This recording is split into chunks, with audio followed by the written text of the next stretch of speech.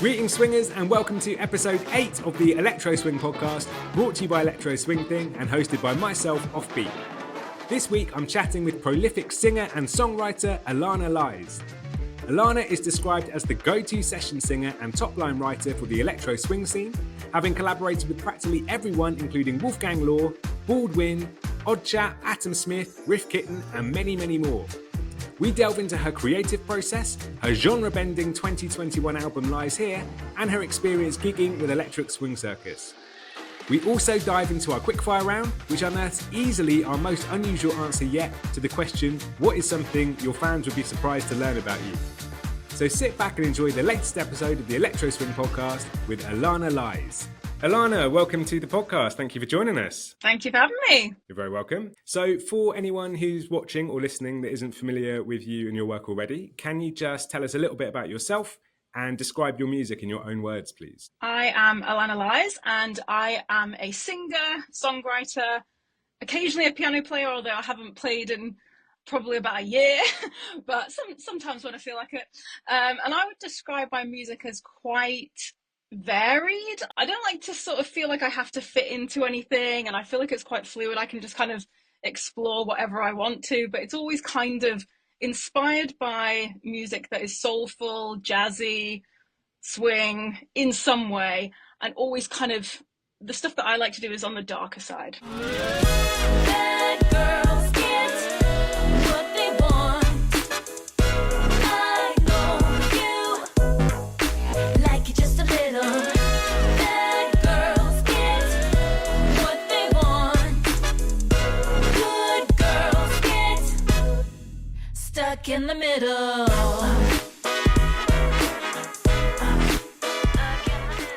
Obviously, it's the Electro Swing Podcast, and you are definitely classified as an electro swing artist, but a lot of your stuff wouldn't fall under that umbrella term, I would say. Definitely. I think electro swing was really where I was able to start, and it was really what I enjoyed listening to, and I was able to grow in a community that was very supportive and kind of, you know, when you've got a smaller niche community, it's easier to meet other people and for people to give you opportunities to try things. So yeah, it's been a great community for me to be a part of, and so I think a lot of people would associate me with electro swing, but actually I've tried all sorts of stuff and I do continue to enjoy trying all sorts of types of music. What is your background prior to electro swing? Maybe not even prior, but alongside of electro swing, when I first was sort of getting into it, I was in an electro funk band called Gwynny Grandad. And so that was sort of the start of me performing as a real artist rather than kind of, before that I was really just, I was living in the Isle of Man. I didn't even live in England at this point. And so I was in my bedroom just writing music, sometimes open mic nights. I was doing gigs as a sort of jazz blues vocalist with my dad's band. Oh, cool. And that was really where I started. And before that, it was like doing musical theatre and stuff. And so, yeah, then I got into Gwynny Grandad, and that was on the electro funk side. But I kind of, again, I didn't really see it as all different genres. For me, it was just like all fun music. It was festival music. And so I was kind of getting into that alongside electro swing. Okay, so I'm going to have to read this off my notes because I won't remember it word for word. So your bio on the Freshly Squeezed site says, more by accident than design, she became the go-to session singer and top-line writer for the electro swing community. So how did that happen by accident more than design? I suppose the whole by accident kind of thing is because I wasn't exactly trying to be an electro swing artist. Like, I was just trying to be an artist. I was just trying to be a singer. And so I was doing a lot of collaborations that never saw the light of day. Right. There was a lot of drum and bass stuff. There was a lot of EDM stuff, a lot of pop music. So I was just, and this was all kind of around the same time. It was all when I'd moved to England, and I was really like hell-bent on being able to do lots of music and be a singer and work with lots of people. So I was, trying to just be an artist in general. And I was working with a lot of different people. And the electro swing stuff was just seemed to be the kind of stuff that stuck. And so that was my first official release. It was Dizzy in 2017 with Balduin and Wolfgang Lohr. So that kind of then, it wasn't that I was trying to be in electro swing. I enjoyed it and I was loving listening to it, but it was the stuff that out of everything I was doing was sticking. And then from then, once you release something, other producers then hear, and then they're like, oh, I wanted a singer, I'll get in touch with her. And so then it kind of snowballs from there. And for me as well, I was like actively seeking out other producers that were doing similar kind of music. So that's how it kind of accidentally turned into, I think in 2019 I was literally doing like sometimes like 2 or 3 collabs a day.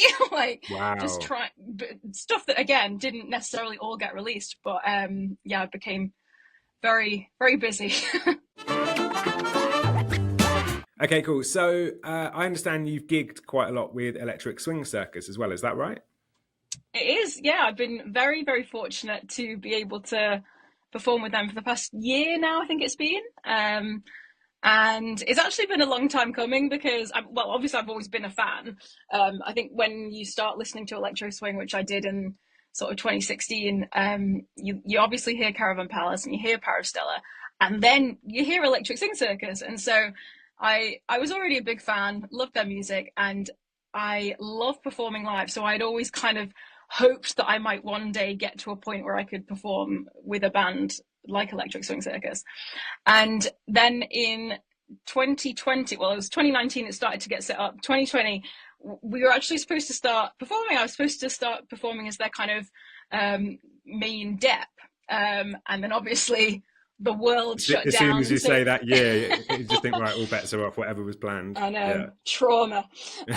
So yeah, so it just never happened. And so it was kind of a long time in the pipeline. And then I was, yeah, really, really excited when I got Fee and Vicky both got in touch with me to say that Vicky was having her wonderful baby. And was I still interested in coming to sing with the band? So yeah, I was super, super excited. And I got kind of treated, but also thrown in at the deep end that the first gig I turned up to Birmingham for a rehearsal, and then the next day we flew to Germany, and I hadn't even met half the band at this point. And so it was quite amazing to just get on a flight and be like, hey guys, get to perform in this gorgeous German city, and then to some cool festivals. We went to Switzerland. So yeah, it's been pretty mega. That's awesome. What a cool experience. What are some of your favorite gigs you've done with them so far? Oh, I mean, going to Switzerland was just gorgeous. It was such an amazing place. The gig was great, but also when we weren't sound checking or whatever, we were just like swimming in a lake, like by the idyllic mountains in Switzerland, which was just incredible. But in terms of like my favorite gig, I really enjoyed Shambhala.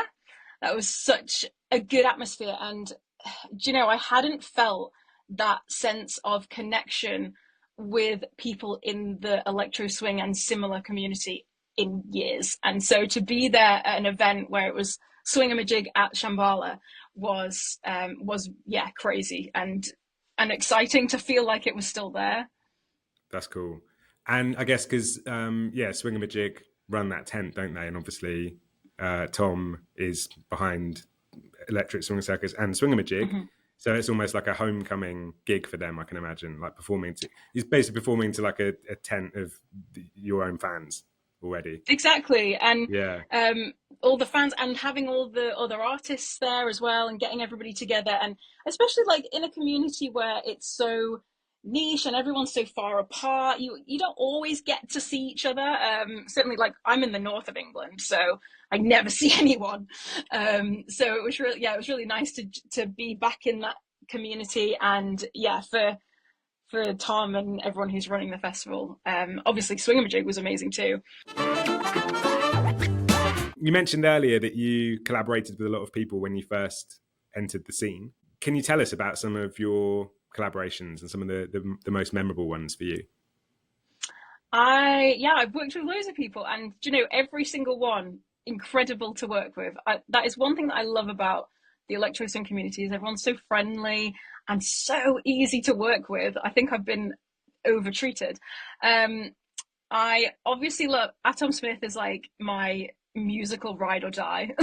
We've always said to each other at some point or another that like anything either of us would send to each other, we would 100% work on it because we just trust each other so much musically.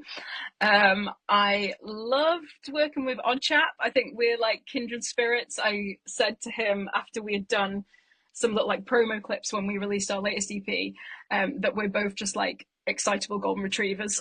And they were like, we just like got the same kind of energy, and I love his energy. Yeah, I can see that actually. Yeah. And so yeah, I loved working with him. Riff Kitten, everyone I've loved working with. If you want maybe like a more memorable tea story, we want something a bit more exciting, not just me gushing. Earlier on, when I had released Dizzy and maybe another song or so, I then got into talks with a band, not Electric Swing Circus, just to put it out there. It was a different band, but I won't name them. And I was in talks with them about maybe joining or like helping them with the vocals, whatever. Because I think they were having some musical differences. Anyway, I had gone to a writing session. I'd been doing lots of work on their demos, and they seemed positive, and I was so excited because I was really early on. I was like, yes, this is going to be it for me. And then complete silence. And it was like being completely ghosted, and I never heard from them again. Really? And I thought this was really weird, but I was like, oh, maybe this is just the way it goes, and like they'll get in touch with me at some point. I was still fairly positive about the whole thing. And then I opened my phone to Instagram one day, and they've released one of the demos that I had done stuff to, but like obviously not with my vocals and with someone else. And I was like, okay. And I was completely crushed. Yeah. I was so upset, and I was like, my early 20s or whatever, and I was just like devastated. And then literally about 20 minutes later, I get a message from Wolfgang Lohr asking if I want to work on a track with him. Nice. And it was just like the perfect timing of like, yes, thank you. So I didn't feel terrible at myself. And because I had all these feelings about this band, I put it into the song, and it turned into Ghost. So that's actually what Ghost is about. I wasn't getting ghosted relationship-wise. I was getting ghosted by this mystery band that I will leave up to people to decide who they think it might be. So you released your album in 2021, is that right? Mm-hmm. Yeah, I think so. Okay. I don't know. Yeah, I think that's right. Yeah. Can you tell us about it? So it initially started as not an album at all. It started as singles. I got in touch with Atom Smith and Riff Kitten because both of them, I had worked with them before, but I also like sensed a darkness in their style. Like Atom Smith had Strange Weather, which I loved, and Riff Kitten had released a few albums or EPs of songs that just had a little, it wasn't quite that kind of happy clappy electro swing sort of style that I had heard a lot. Like an almost little sinister edge to it, some of it. Yeah, exactly. A bit more sinister. And I felt like, they could get what I'm going at. And so I got in touch with them and said, I think I did say, like, could you imagine if like The Weeknd and Billie Holiday had a baby? Like, that's kind of what I'm imagining in my head. And I sent over a demo to each of them. So I sent over to Atom, it was just me and a piano and me singing, and that turned into Disappear. And I sent over a beat with like a little bit of gypsy jazz and vocals on, and that was turning into Back Around. And I sent that to Riff Kitten, and both of them sent back to me like within a day. And I was like, this is great. You've completely read my mind. And then from there, I think maybe we did another song to each separately, and then sent over to Nick at Freshly Squeezed, and he was like, yeah, this isn't singles, this is an album. This is going to be an album.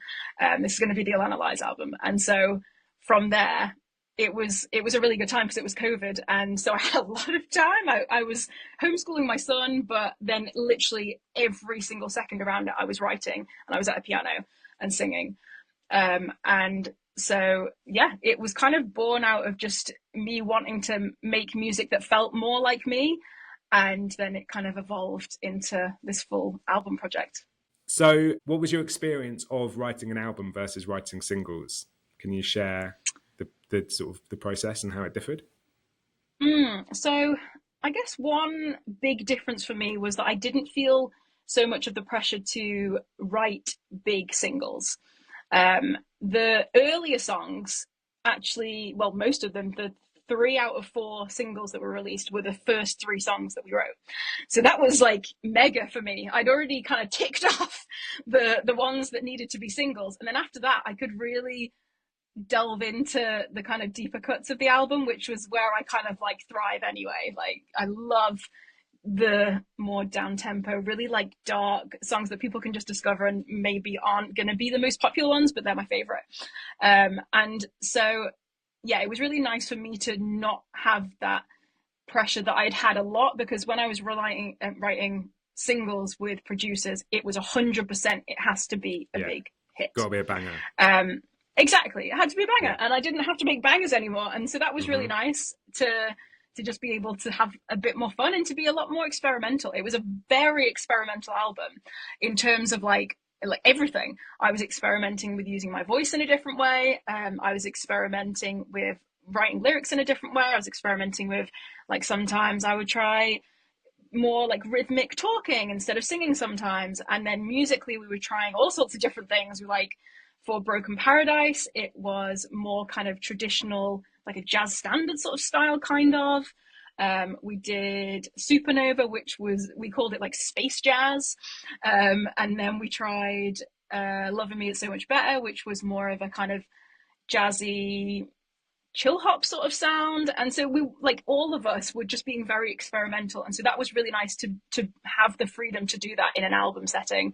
But also the biggest change for me, I guess, was kind of flipping on its head the way that we were working, because I was so used to working as a singer on someone else's idea, and this time I got to be the kind of ultimate creator who was getting the ideas and giving it over and saying, like, oh, you do something with my idea this time. So it was quite a nice way to work. Last question about the album then. A year later, you released a version of it called Track by Track, where you do a little intro for each song, kind of explaining the thought process behind it and stuff, which I think is a brilliant idea, and I may steal, actually. But it's unusual, and I think gives a great like insight into the album in a way, you know, because most music is left to the listener to interpret, but you're kind of like explaining the thoughts behind it. So can you tell us a little bit about that, like how that idea came about and how important it is for you, for people to understand your like message behind the music? Yeah, it was a nice thing to do, because it was such an emotionally fueled album, and it was very reliant on the lyrics, that it was nice to be able to explain some of that, but also to be able to chat with Atom about the music side as well, and how we kind of work together. And it was just a nice chat, to be honest. It was very casual. It was the first time I'd ever seen his face move, because we'd never actually like spoken. We'd obviously talked loads over email and messenger, but yeah, we'd actually never spoken Seriously? to each other, even though, yeah, we'd made this entire album together. And Wow. I don't know why. We never had. And so that was the first time that we'd actually had a proper in-person-ish That's conversation. amazing. So it was quite nice to, yeah, we weren't trying to like record anything scripted or refined or whatever. It was literally just a chat. We were talking for probably like a couple of hours, and then I had the task of trying to get those couple of hours into like a couple of minutes. So it was nice just to catch up and like remind ourselves of the album that we'd made together, and also to kind of reconnect people with it, because like, as we've kind of touched on, this sort of Spotify culture of music is so like fast paced and so forgettable, and artists have become forgettable and replaceable, which I think is really sad. Like for me, whenever I've got into an artist, I have played their CD on repeat in my car for like a year solid. And I will keep coming back to it. And so to be in a music industry where you have to keep releasing music, otherwise you completely get forgotten, is really sad.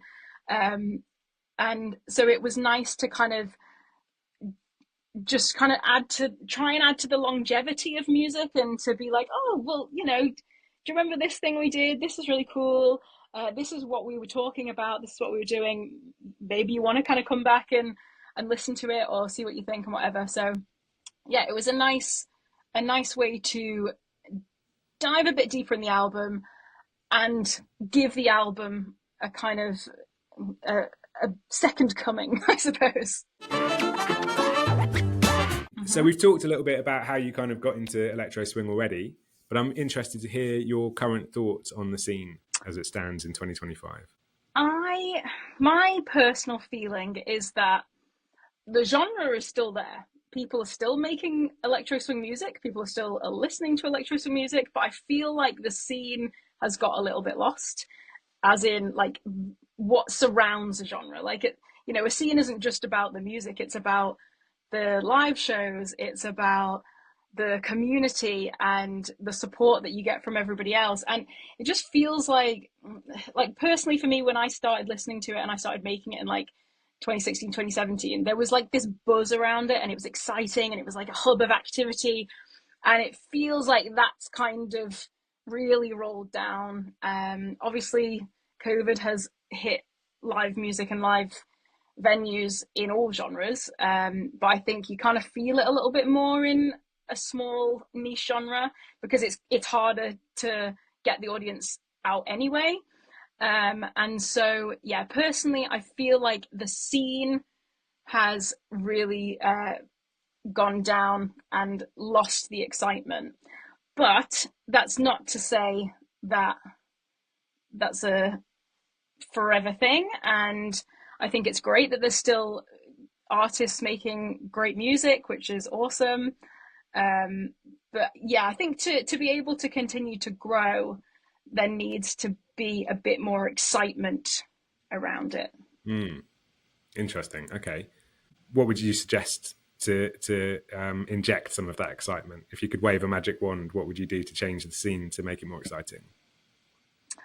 I mean, obviously it would be great if there was more live shows. I get that it's really hard to happen at the moment. But even things like, themed nights will always come back around. Everybody loves Gatsby and Peaky Blinders and all of that, and that kind of feeds into electro swing.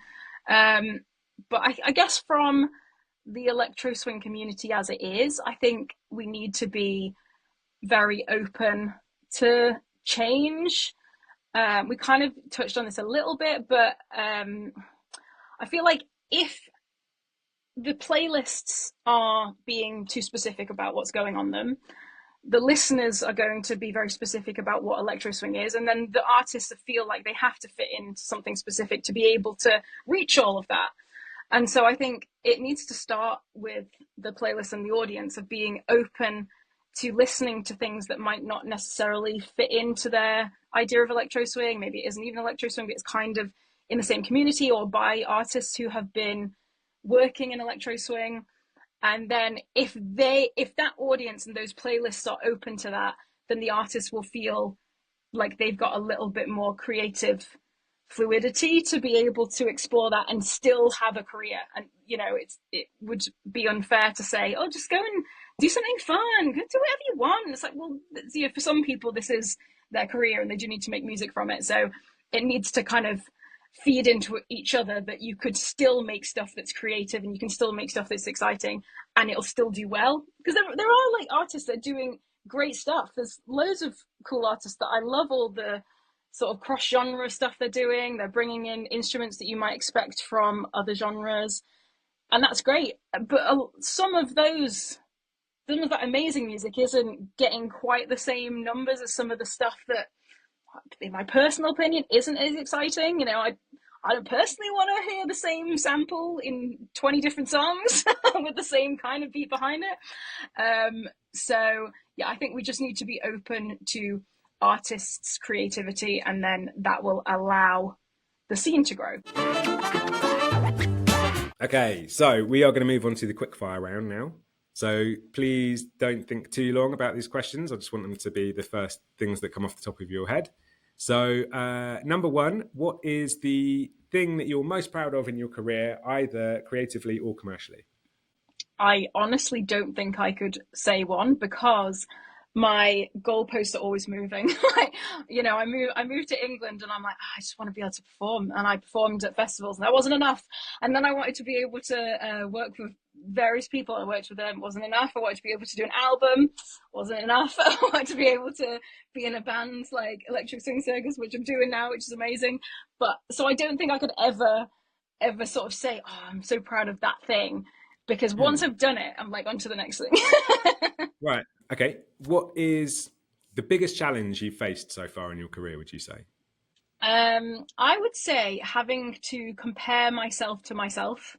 And I mean, like, so like the first song I put out is still the highest performing song. So it was quite, I mean, obviously I was like really grateful and I was really lucky to be able to work with these amazing producers, but it meant that I was always kind of comparing myself to other numbers that I already had, and I never had that kind of like starting from one, when you're like in your garage with a new band and then you go and you like get some shitty little gigs and then you get the better one. I never kind of had that upward progression, I suppose. So it was always hard to be doing new things and then always having to compare it with stuff I'd already done that was already doing well because it was attached to successful producers. Yeah, no, I get that. Still to date, my most popular song is Party Like It's 1920, which was with the Swing Hoppers.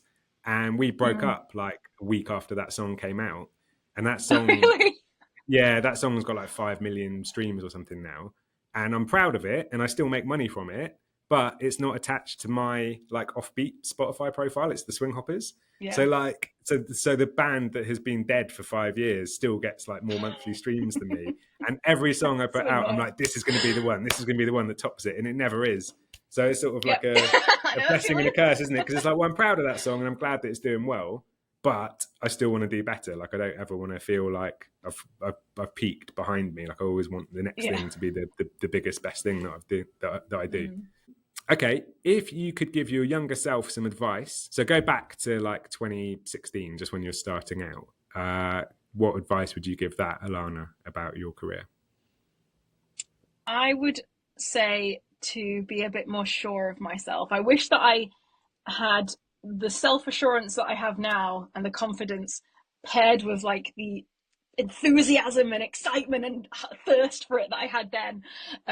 Because I think I was always kind of, I would have just done anything anybody told me. I wouldn't have had my own voice at all. And to be honest, that's kind of what a lot of what inspired my album, was that feeling of like not really having my own voice and not really feeling sure of myself. So I just would have preferred to feel that sort of self-confidence and be able to, I think I would have pushed on a lot more because I wouldn't have kept holding myself back. What's one track of yours that you think deserves more love, like didn't perform as well as you would have liked, and that people can go and listen to now on your recommendation? I would say probably, well, most recently Bliss from the Strange Lies EP. So that EP in general, I think, deserves a bit more attention. But yeah, the song Bliss is like, it's me and Odd Chap's favourite song. And we knew, we specifically didn't choose it as the focus track because we knew it wasn't going to be what people were going to expect from us. It wasn't the typical electro swing sound. It was much more of the sort of sultry James Bondy sort of feel. But I just love that track. So yes, I would say go check out Bliss. If you could collaborate with any artist from any genre, dead or alive, who would it be? I'd really like to work with 2 Feet. I was listening to him a lot when I was writing the album, and all the sort of those twangy guitars, and those like dirty bass lines, that was all I was really listening to that at the time, and that's what he does really amazingly. he's like openly said that his music is like music to have sex to. Like he said, Right, like okay. sometimes I've had to like stop my shows because people are having sex in the audience. Wow. And I love that kind of sultry, unashamedly sexy sound. So yeah, I would like to collaborate with him, or Dead, probably Billie Holiday, but I don't think that I would be collaborating. I'd probably just be watching and trying to absorb some of her magic. So what is something outside of music that your fans and listeners would be surprised to learn about you? So I used to have a genuine phobia of having sauce on my skin. Particularly ketchup, and it was a Really? genuine fear. It's just when I was like maybe like 17, 18, and I would freak out, like would have full breakdowns in public places, and so I had hypnotherapy to try and get over it because my mum was like, you can't live your life afraid of sauce. So Yeah. I had hypnotherapy, and I was so committed to it. So I, as well as having the sessions, the hypnotherapy said that I had to listen to this like hour-long recording every day for 3 months, and I was so committed that I was in Ibiza on a holiday, and I would get in at like 7 a.m.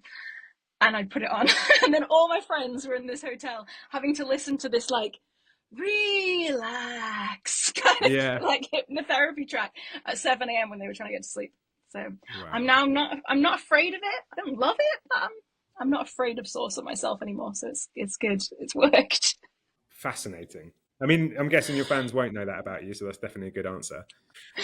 Okay, so any final words for your fans?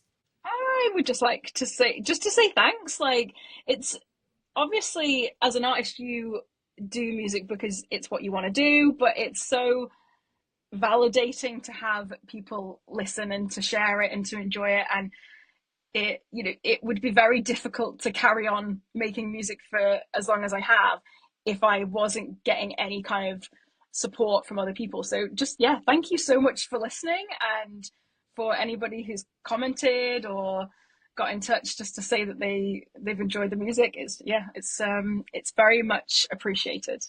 And then last but not least, any like shout outs or plugs or anything that you'd like to promote that you would like to direct people to go and check out? So I've got a couple of these sort of more lo-fi jazzy tracks coming out over the next couple of months. I can't remember the specific dates. There's what I want to say mid-May on a Friday is going to be one of them. And then the first Friday of June, there's another one coming out. And then there'll be a few more. I've had a few collaborations that are kind of in the pipeline, but I have no idea of dates of those. So just keep an eye out, and there will be some more music at some point. And of course, if you want to come and say hello to me in real life, come and see an Electric Swing Circus gig, and I'll be there. So come and say hello, preferably after the gig, because usually before you'll find me just like lying down trying to get ready for the energy needed for those gigs. Okay. And afterwards I'll be buzzed and I'll be very excited to say hello. All right, brilliant. Well, I think that more or less wraps things up. So thank you very, very much for joining us. It's been really interesting to chat and some great answers. Thank you for having me. And I wish you all the best with the upcoming releases and collabs. Thank you so much. You too. Thank you for having me on, and it was good to chat. So that was episode 8 of the Electro Swing Podcast with Alanna Lyes. If you haven't already, go and check out Alanna's fantastic album Lies Here, as well as some of her numerous collabs with artists such as Wolfgang Lohr, Odd Chap and Balduin. Links to her music and socials can be found in the description.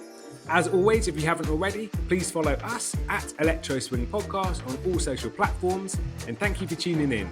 I'll be back in another 2 weeks with my next guest, and I'll catch you then.